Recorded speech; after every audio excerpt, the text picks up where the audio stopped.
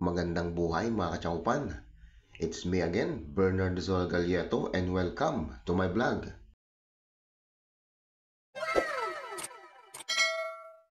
Ngayong araw na ito mga kachaupan na isang mabilisang luto ang ating gagawin na tiyak magugustuhan ng buong pamilya at syempre ng buong tropa. Simpleng-simpleng lutuin lang to mga kachaupan. At ito ang mga pangunahing sangkap: miswa, giniling na karne, patola, carrots, celery, sibuyas, bawang, asin, paminta, seasoning, pork cubes.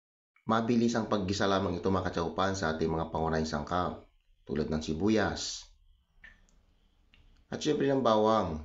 Hihintay lang natin itong maging golden brown bago natin ilagay ang giniling na karne. Sabay ilagay ng asin, ng paminta at ng seasoning. Hahalo-haloy lang natin ito mga kachaupan at syempre tatakpan hanggang sa ito'y magisa.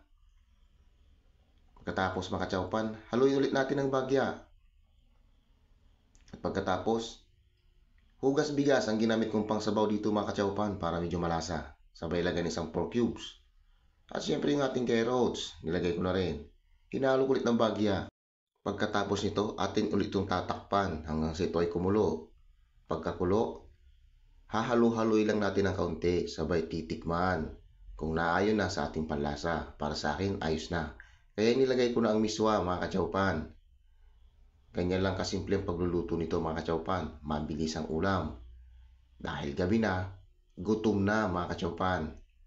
At pagkatapos, hahaluin ulit natin ng ganyan.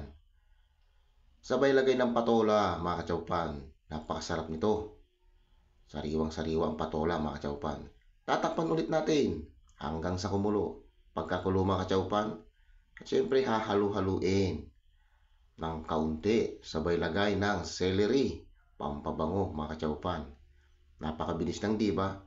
Pwede na itong iserve mga kachaupan. Kaya ano pang hinihintay natin? Ihanda na ang kanin. At tara, kainan na. Maraming salamat ulit sa panonood mga kachaupan. Hanggang sa muli, maraming salamat. Bye-bye!